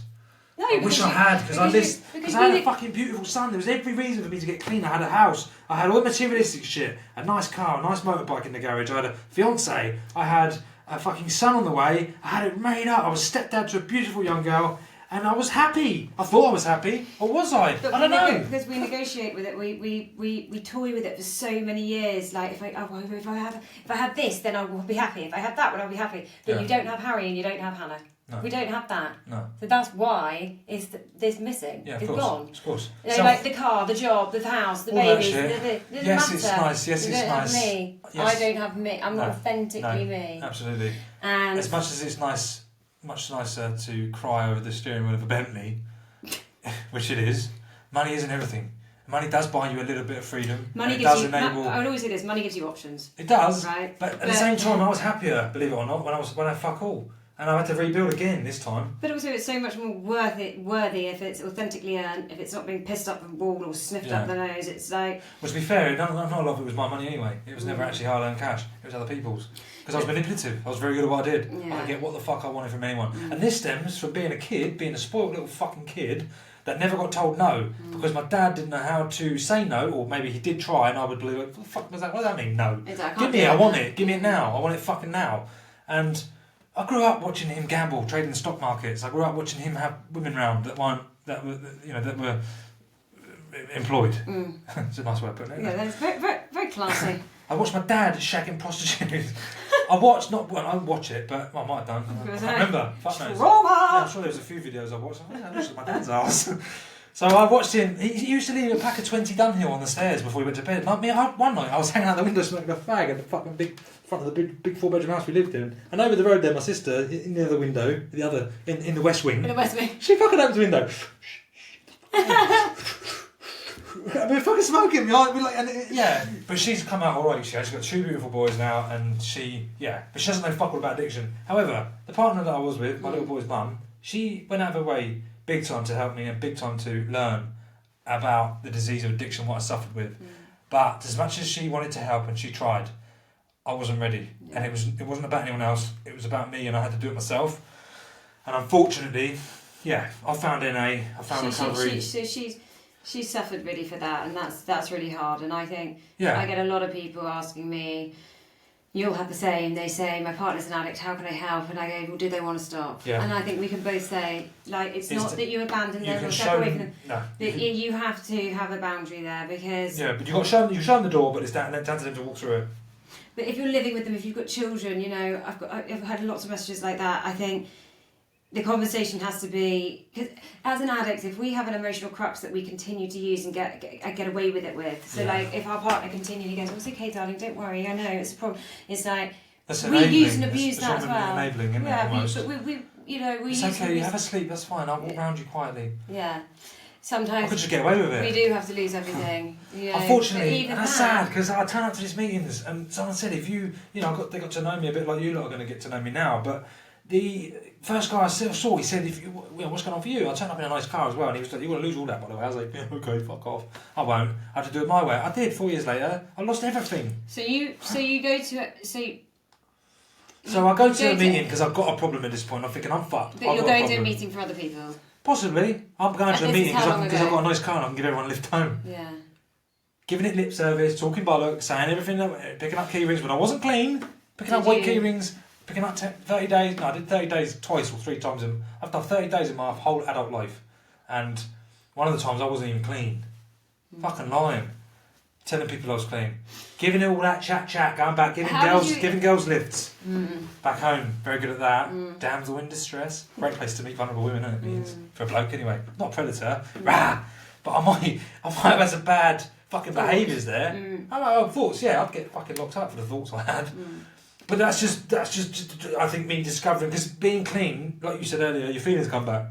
Big time. Yeah. And I feel, and I'm like, wow. But then I tried it, did it for a bit. I was 1 foot in, 1 foot out. How did you hear about it? My counsellor. Right. The Scouse. Okay. Just calm down. How did you used to do it, Harry? Did you used to do it off a mirror in the car? I said, no, that's a fucking fantastic idea. If I went round there with a gram, he'd have had a couple of lines. He was what he was. I won't name him, but fuck me, yeah. But I do thank him. I'm grateful for him, because if it wasn't for him, he texted me one night. I was fucked one night, and at this point, My ex has had enough. My son's mum had enough. My baby mum had enough of me. She's kicked me out. Get out. You can't be here because you're fucked. Go and get some help. Get well. Come back. All right. Ooh, free. I've got a jail free card. I'm going to get fucked on my own. So where am I going to go? Oh, we'll just pull over here and have a line. And then fucking 4 days later, I'm still sat in the same spot. And I texted one night and I was really desperate and I was like, I need help. I don't think a counselling session is going to help, but can you help me? And he said, have you ever heard of Narcotics Anonymous? He texted me that. I don't know why I said that in Scouse, but that's my Welsh accent.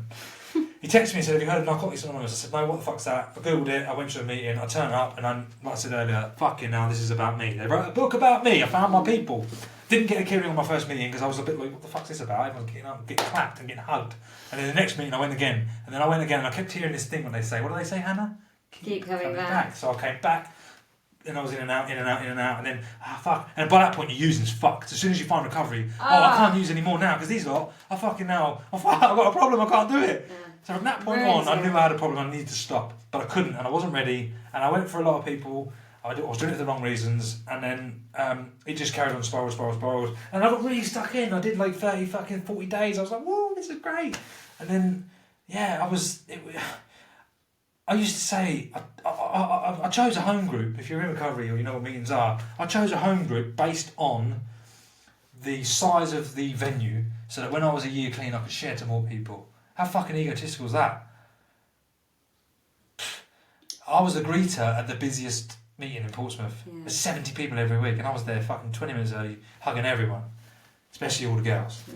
Still using. Yeah. Not at meetings, I never took drugs in. Yeah. If I did, I wasn't going to take them out like they say. Obviously, I'd have put it in my sock, but yeah, I wasn't going. There's no point. I'm not going to go to a fucking meeting because I'm not there to get clean if I'm using. Once I'm using, no one can fucking talk to me.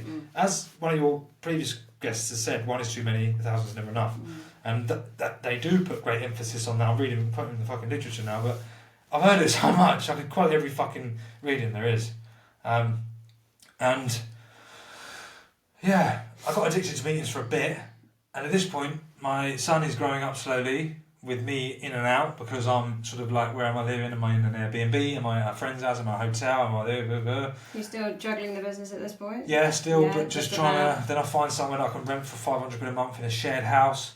Nice big thatched cottage and a fucking swimming pool in the garden. Beautiful, all lads as well, 5 of us. I was only there for 2 days and I realised the geezer downstairs had a problem with coke. So we were up and down each other's rooms, getting fucked. And then, yeah, by this point we'd been separated. My son's mum and I had been separated by this point for quite a while. And the business just kept going down. As I said, the women were stopped. I slept with a couple of people through NA that I'd met, and we were both, whole responsibility for that. But I slept with a couple of people. I don't think I've ever admitted that, but I did. We weren't together as such, but it is, but that's why I say men stick with men, women stick with women. I was like, men stick with women, yeah? Cool. Yeah, come here. For a lift. Yeah. Is it your car? Yeah. Yeah. Yeah, fucking hell. Yeah. But I was helpful. I was giving people lifts. I wasn't charging for it, but I had ulterior motives. I can't change the fucking past, yeah? I can't change the past at all. All I could do is be better today than I was yesterday, and that's what I'm trying to do. And I got to the point where I was fucked, and I'm really fucking desperate, on my knees begging. I got thrown out of the house I was in because I assaulted someone. I tried to rob a dealer at knife point outside the house at about 3 in the morning. Are we on rock bottom territory now? Pretty much getting there, thinking, this has got to be close. Surely this has got to start. Talk me through that story then. So the guy, I've rode my push bike home from the pub after 10 pints. I've racked up a £50 bill at my local boozer. Rode my push bike home, managed to fucking survive it. I'm covered in scratches and blood because I rode through 2 bushes on the way home. It's down a country lane all the way out in the sticks. I get down the house and I want some gear. I'm pissed, I want some coke. I've got no money, so I ring my brother. It's like 2 in the morning and I'm trying to pester him for some money. It's a thatched cottage, so the walls are paper thin. The poor bloke below me can hear everything, the whole house can hear everything, and I'm trying to get money, trying to manipulate. Couldn't get any money. But what would you say? Anything. I need fucking money. I've got to pay this stupid fucking Netflix or this stupid gas and electric bill. And if I don't pay it today, it's going to bounce and I've got to pay the whole sum. I'd lie about anything. Make them feel guilty. Please help me. Make them feel bad for not helping you. I didn't realise how fucked I was at this point. My brother could see and hear everything. He's like, Haz, just go to bed, bruv. You're fucked. And I was like, I don't remember much, but I do remember, from what I'm told, that I went outside, tried to rob someone at knife point that was dropping off some drugs. They drove off, and as I came back to the back door to go in the house, one of the tenants, the other people that lived there, another guy was the door and said, "You ain't coming in." I said, "What do you mean I ain't coming in?" And with that, poof, I hit him, and I didn't realise the damage I'd done. Yeah, I really hurt him, and fuck, yeah, I felt really bad. And I moved out the very next day. I wrote a letter of apology, handwritten, and I meant it. And I moved out the next day, and I felt fucking rotten. I woke up in the morning, there was blood everywhere, all over the kitchen. I only hit him once, but I lashed out hard. And I guess that might have been, I don't know what that was, but you're in my way and I'm fucking on a mission. I've just been told, no, I can't have drugs. You joking, get out my fucking way. Desperation, and I just lashed out, and I feel sick to my stomach, and I probably haven't made the full amends that I'd like to eventually with that person. And then I moved out the day after, because I felt so guilty. The day after I moved out because I felt so guilty about what I'd done. It wasn't me, I shouldn't have done it, I feel bad about it. I felt really rotten. And I wrote a handwritten letter, and I put it under his door, and the next day I moved all my stuff out, and I was in the car. I actually put myself homeless. Well, car homeless. Even though I had another 20 days on the rent before I had to pay again to stay there another month. I made myself homeless because of how bad I felt, and how uncomfortable, and how sick to my stomach I felt about what I'd done. And guess what I did? The first fucking car park I pulled up in. You got coke. I met a dealer, and I used, and it continued until I would go 2 or 3 days without contacting family. I'd go 2 or 3 days without contacting family. I'd ignore everyone. I got reported missing multiple times. Had to meet up with police officers locally to say, I'm alright, I'm just taking a breather. But even though I was fucked, I was so manipulative. I managed to meet 2 coppers in a pub once and talk to them through the fucking fence of the smoking area. So I'm alright, yeah, okay. Right, well now we're seeing you, we'll mark you down the safe. I managed to manipulate these fucking people. I was like, I've been away for 3 days, I must have looked. I don't know how they didn't see it. Maybe it was dark light, but I just thought I was invincible. Yeah, they're just over worrying. I'm just taking a bit of time out. Yeah. And then so you're in the car? I'm in the car. I managed to continue using through deposits of customers. I'd fulfil the odd job. I feel like a fucking con man. I feel like a fraud.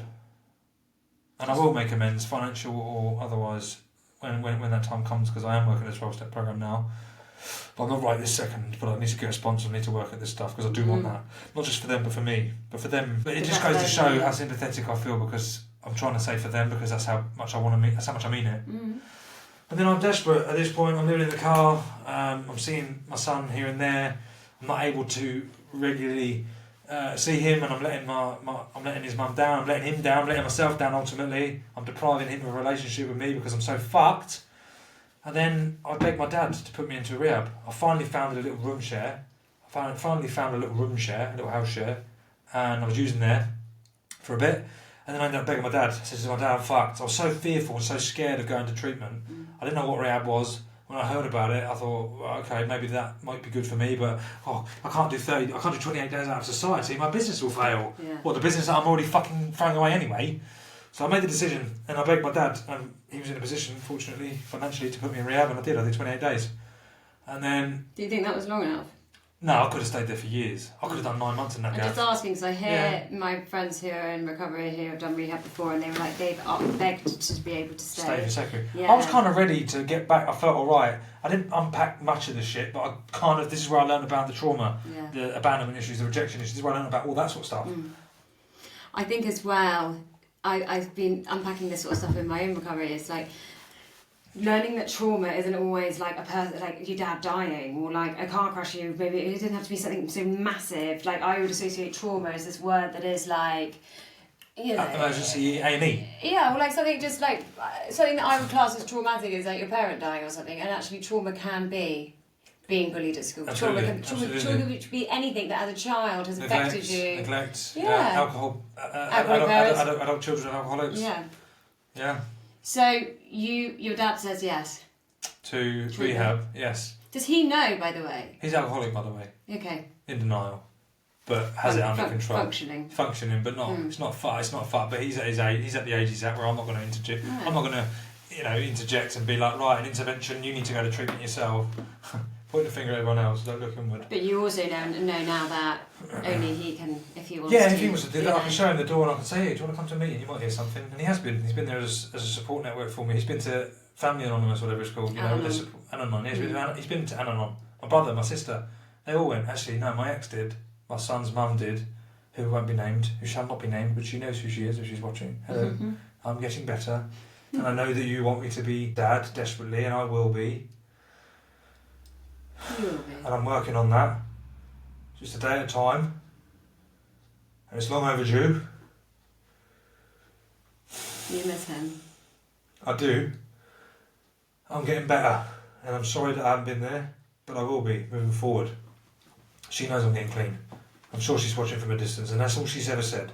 She paints me out to be this narcissist. She paints me out to be this big bad bully and this big fucking domestic abusing bully that I'm not. But that's just all because she's fucking upset and sad and disappointed that I didn't get clean for her and for the family that we had. The Bears. The Beatties Bears that we were called. Still on the fucking house. The front house says the house number and then the Bears below it. Yeah. That's hard for her. It's fucking hard for her. And anyway, I begged my dad to take me to treatment, and he did. And my ex is hoping that I'll get clean, come back, and happy family ever after, happily ever after. But something happened in rehab. I met someone. Yeah, I met my partner now, Felicity, who I love dearly. And I think after a year and a half of sleeping in Airbnbs and the chaos that I've described briefly, not too much in detail, but you can kind of gauge where it was for me. I think after that point, I felt like the ship had sailed, and this poor woman, who I put through hell, was kind of hoping that I'd come back and we'd have a happy ever after, and she didn't get that. And I feel fucking, I don't know, this is how I remember it. She might remember it completely different. I think she does want me to get clean. She does want me to be Travis's dad. She does want me to be a father. And yeah, I'm just getting there. It's a shame it's taken this long, because I turned up to court 4 years ago. How did that happen, you not being able to see him? Was that... So I came out of rehab and Sorry, because it's... You come out of... How long ago was rehab? 4.5 years ago. Yeah, So 4.5 years... that's what we're up to. 4.5 years ago I went to treatment, and I came out after 28 days. Anyway, I was in treatment, and they told us that we shouldn't be together, Felicity and I. This is my girlfriend now. I've been in there for 2 weeks. I met Felicity. She was in there for 4. So I did 2 weeks on my own, 2 weeks with her, and she did 2 weeks on her own. I've gone home at this point. After 2 days of us being in the same house together, in the same Big Brother house, that's what treatment is like. Don't forget, when you meet someone, if you're in rehab with someone for 2 weeks, it's like being together for 6 months, because it's such a... Very intense. Very intense. Are you doing group therapy and things Absolutely. together? Yes, we were in the same group for a bit, but after a couple of days, they were like, we've got to put them in A and B, so they're not together, because when we can see what they're doing, they thought they could see what we were doing. These two think they're in love, but they're not. They're just in lust. They're filling the hole, because they've stopped drinking. She stopped drinking, he stopped using. He's got a fucking family waiting for him at home. She's got her own shit. They don't need to add more carnage. And then 2 days in, I said, I fucking love this woman. We got called into a meeting, they said, you fucking bonkers. You've got a family at home, you've got your shit, you don't love each other. I looked at her, I looked at Felicity and I said, I fucking love you. And she looked at me and she said, I love you back. And these counsellors were like rolling on the floor, like laughing, like, are you fucking mental? Like, we've got some work to do with these lot. We really need to work hard with these two because they're fucked. Right, let's separate them. Let's put a contract in place that says they cannot talk or be in the same room alone. Right, okay. Every hour at the end of the evening, every hour I was spent on FaceTime talking to her. She was upstairs in her bedroom, I was downstairs in mine. And we were just chatting on FaceTime about our future. Oh. 2 weeks she knew me, and she moved her whole life from Essex to Portsmouth. I know you're not going to like this question, but in that moment though, are you not thinking Of course I am, of course I am. But I think after a year and a half, I didn't feel abandoned necessarily. Or maybe I did, actually. I haven't really thought about that till now. Fuck. Maybe I did feel abandoned, because I was kicked out by my ex. Okay. But only not on a malicious... Not because of any other reason than she had to protect the children, and you're fucked, you need help. And she did everything she could to possibly help me, but I wasn't ready. And it might have been different, but it isn't. It is what it is. Life is what it is now, and I'm in a beautiful relationship, a very happy, very loving, very open relationship because of where we met. And in treatment, the layers are stripped so back. She got to know the real me, I got to see the real her. There was no filters. We didn't know we'd end up together 4.5 years down the line. Which we are like 4.5 years together now. I didn't even think that was going to happen when we first met. So we were both open. We weren't just kind of like talking good to try and impress someone. We were just talking our shit. She fell in love with that person. And I fell in love with that person. Your ex back at home, she doesn't know this version of you. No, she's seen a bit of it. She's seen a bit of it. So she's been lied and cheated on and been fucking stripped of her peace of mind and completely robbed of peace. Peace, just in general. And I fucking feel horrific that I did that to that poor woman, because she did love me and I did love her, and I think I still do as the mother of my child. Of course. And as much as it hurts that I spent so many years saying she's fucking using him as a weapon. She's not. She's protecting him. And I know that now. I thought she was using him as a weapon. She's not. She's scorned, but she's protecting Travis because I was unable to. I got clean a little bit and then I relapsed. Got clean a little bit and then I relapsed. So she all the time she said, "You're clean now. Come see your boy." The next week I wouldn't be there, and she was like, I don't want to see this kid grow up. But don't forget, I wasn't clean then. I do feel a bit bitter now because when I come out of treatment, I was clean, so there's no reason to stop me seeing him then. We'll get onto that in a minute. But she said, I don't want to see him at the front door looking out, waiting for you, and you don't turn up. I'm sorry, but what was that? Does that not take you back to when you were in the thing, looking at Funny the enough, and your I dad? blamed my mum for so many years for leaving me, abandoning me. How dare you? How could you possibly leave your own kids? Fucking hell, the history's repeated. I've left my poor son. When you're in that staircase, like you at the start of this conversation, and you're looking out the window for your dad. Luckily, we are in the day and age now where we got a bit more about us, a bit more about mental health and addiction. And his mum was able to protect him from that by stopping me from being completely. But then it just exploded, and I was clean, and I was like, this is fucking great.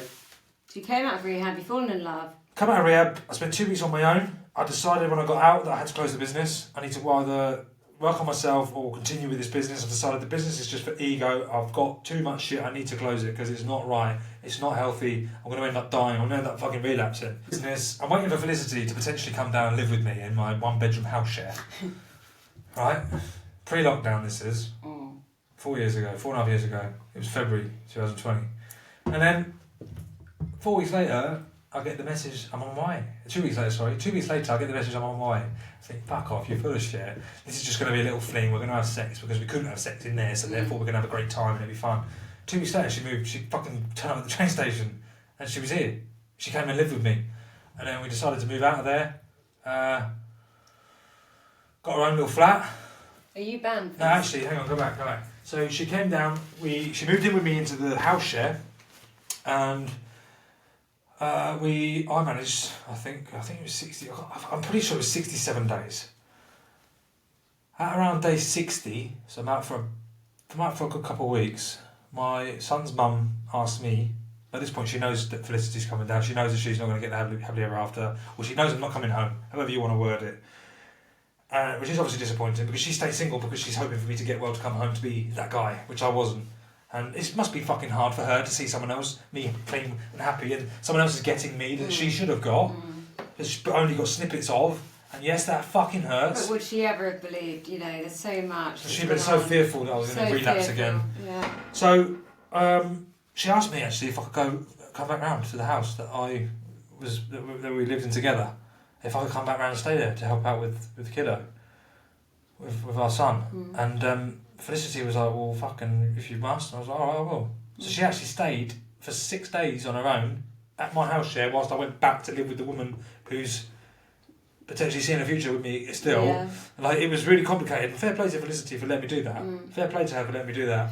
When you went back there, did you realise that those feelings... No, they kind of were and they weren't. It was a bit like that, 1 minute, a bit like that, and then we had some dinner, I got emotional, she tried to hug me and I said, no thank you. She was like, what do you mean, no thank you? And it was a bit awkward.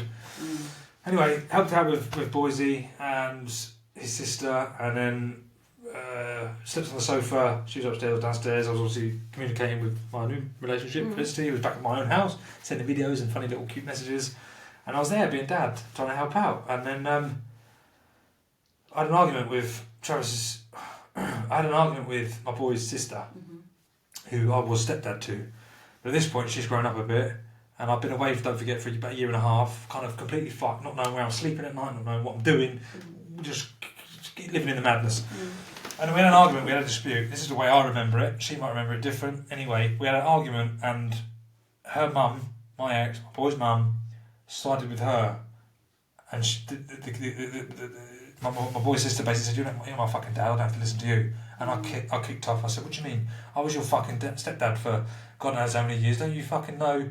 You should be listening to me. I'm the big bad wolf. I'm tall, you're short. I'm strong, you're weak. Whatever, just trying to play that kind of... And I don't know what happened to me that day, but I was having a bad day. I must have been... Anyway, I had a big fallout, big argument. And then, her mum said, get the fuck out. Get the fuck out. And I did. And that was the last time I saw my son. And then... Is that because you're now restricted by law to not see Not by law, but I went round there to try and see him and she said, get the fuck out. And I said, what do you mean, get the fuck out? It's my house. My family owns this house. What the fuck are you doing? No. And then we had a big bust up once. I fucking smashed the wing mirror off of the car that we'd bought. I smashed the wing mirror off. I got arrested for domestic violence. Got released on bail for 6 weeks. Couldn't go to my house where my fucking business was registered, so I couldn't run the business. I'll skip back a bit. There's lots, There was no further action on that, and then I was able to see him again, and then I wasn't, then I wasn't, and then she said, you got to do this through court, blocked me and everything. I said, fuck you, we've got to do this through court because I'm fed up with you fucking me about. And that's fair enough. It's fair enough. At the time, I was like, do you think you are? It's my I own a business. I sign people's passports off because I'm a member of the community. I'm an upstanding member. Like, fuck off with your ego, Harry. Went to court 4.5 years ago, and the judge said, get 6 months clean, and we'll give you access. I said, all right, cool. And for the last 4 years, I've been fucked because I left that courtroom and said, I'm gonna have one more last use up, last one, famous last words, and I've been in a 4-year relapse until 44 days ago. So hang on, was that the trigger, that argument for you to go back into madness? I wondered if you were going to ask that. I think it was. I'm not blaming her. No, I know you're not, but if I say that, if she watches this, she's probably going to think, oh fuck me, I triggered that.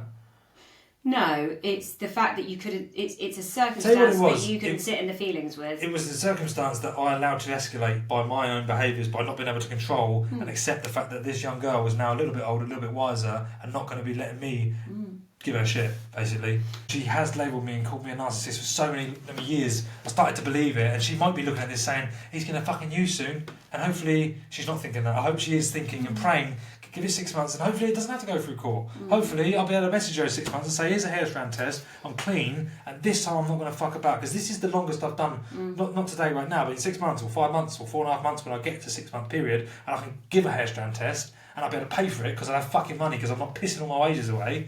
Yeah, I'll be able to be there. And then hopefully she might say, okay, we'll try it and we'll mediate. Or she might just still go, Harry, get the fuck away from me. She might still be hurt and say, well, I don't know, time's a great healer. Hopefully she comes around. I don't blame her for the use up. I don't blame her for the relapse, but it has been a 4.5 year relapse. I thought I was cured. I thought, fuck it, we'll have a beer. I said to Felicity, I got home after the argument. Yeah, I said, so let's have a beer. ask you this, I said, let's have a beer. And she's a fucking alcoholic. What sort of horrible, fucking disrespectful person? She's got her own family and her own issues. How dare I say to her, let's go to the pub? This is what Rehab said to us. You use together, you're fucked. You'll end up dying. And fuck God, thank God we haven't. She said, you're going to use. One of you uses, you're both going to fucking use. And you're going to end up possibly dying. Yeah. And we used. We went to the pub, and then we got a few beers, and then we had a few more beers, and then the next weekend we did the same thing, and then we thought we could socially drink. Progressive. Progressive again. Give it 2 weeks, we're back meeting dealers. Give it 6 weeks, I'm back robbing people outside the house. Give it 8 weeks, and I'm walking up and down the road checking if cars are unlocked to try and find change. I've got a business. I've got thousands incoming, but I can't access that money, so I'm looking for change in people's cars to fucking buy half a bag of gear. What? How's that escalated? And then I've used on guilt for the last 2 years because I feel so fucking bad that I've let my son go without. And I was very good at giving it that. Telling the story, like I said earlier. Oh, I haven't seen my son for six weeks. Because it's been horrific. Because it's her keeping him from me. I haven't seen my son for 6 months, but I've got to go to court next week. I haven't seen my son for a year. Oh, I haven't seen my son for 2 years. I haven't seen my son for 3 years. I haven't seen my son as it stands today for 4.5 years. Because I've been unable to get a day clean. Because I wasn't doing it for me. I am Harry and I am an addict and I'm clean today because I want a better life. I don't want to be in the statistic that dies. I don't want to be one of the lost people. I don't want to, and I pictured it all the time, I did, and this is quite sad, but I pictured many a time the conversation that would have happened when the police knocked my dad's door and walked through into the corridor and took their hats off and said, we're really sorry, he didn't make it. I've pictured that loads of times and I don't want to fucking picture that anymore. I want to live, and I want to be a dad, and I just want to be better. Today I am, and I'm proud of that, and I can say that. I can say that. You can. Today. You absolutely can say that. Oh, and it's alright. Men do cry. Men do cry. You don't need to drink a can of man up. You don't need to hide or mask your emotions. It's okay to feel. It's okay to show those emotions. You know how much better you feel when you've had a cry, and you realise that. As I don't know, I've always been a big crier. And it all stems, like I said, this whole fucking time on this podcast. Thanks for having me, by the way. This whole time, what I've said is if I loved myself, I wouldn't do it. And this is a self-discovery, it's a journey of self-discovery about me opening up, talking about my demons, talking openly, honestly, and freely, being authentically me, being clean and serene, and just enjoying being me and falling back in love with me. Treating myself like the little boy that's inside. Yeah, finding that little boy. I wouldn't treat him like that. I wouldn't treat my son like that. So why the fuck am I treating myself? I'm worth more. I don't need anyone's approval. I don't need to hear. I don't want to be saying after this podcast when this camera goes off, how did I do, Hannah? I shouldn't need to do that anymore because I know I've done a good job. But you know you have. I know, but I still feel the need to ask. But you have. Was it a good one? Do you reckon that big one? I don't need to hear that. That's just me feeling insecure. I can tell you one funny thing. I'll tell you one thing that will make you feel a bit special. You're the first one to get emotional, so you've got that. You've got that title. Thank you. You've won that. It's good. It's been an absolute pleasure. It has. And I've taken so much from it. Have you? Loads. I've learnt loads. We could do it again next week and I'd have a different story. But the same sort of stuff, but there's so much that I've missed. I know, but that is always the case. Yeah, I mean, Is there anything you would like to say to people who are at any stage, right? Because lots of people who are in active addiction listen to this podcast. Do they? Is that a lot of the following? People that are struggling themselves? Yeah. Alright, cool. Get yourselves a fucking meeting! Surrender. It doesn't get better. It is progressive. It does get worse. If you're fucking struggling, reach out. If you're new to this, just keep plugging away, keep coming back, understand, talk, open, listen, hear. Just try to be a bit better today than you were yesterday. Try to pick up the phone before you pick up the phone to a dealer. The first one, you're fucked. There's no point in using them ringing someone going, I've used. There's no point in doing that. Get it out of the way, try not to die, come back and try again. Ring, reach out, fucking get to meetings, plug in, get some counselling, get some therapy, talk to someone. Don't be afraid to ask. Don't do other people's thinking for them. Don't say, I know I can't have a conversation with him or her or my parents because they're going to say this. I'd fucking spent 20 grand on my dad's money and I was so fucking scared of telling him I used for 3 or 4 weeks. And spent even more money. I had a conversation with him that I thought he was going to disown me at. He said, you fucking silly sod. What can we do to get you help? And I was like, I thought you were going to abandon me. Don't do other people's thinking. Plug away. Keep coming back, as cliche as it is. It does work. The miracle does happen and it has happened. I was fucked. I didn't think I was going to get through this. I thought I was going to die a drug addict and I'm not. I'm here today. I'm 44 days clean, which isn't a lot to some people, but to me is a fucking mountain. Like, we're not perfect.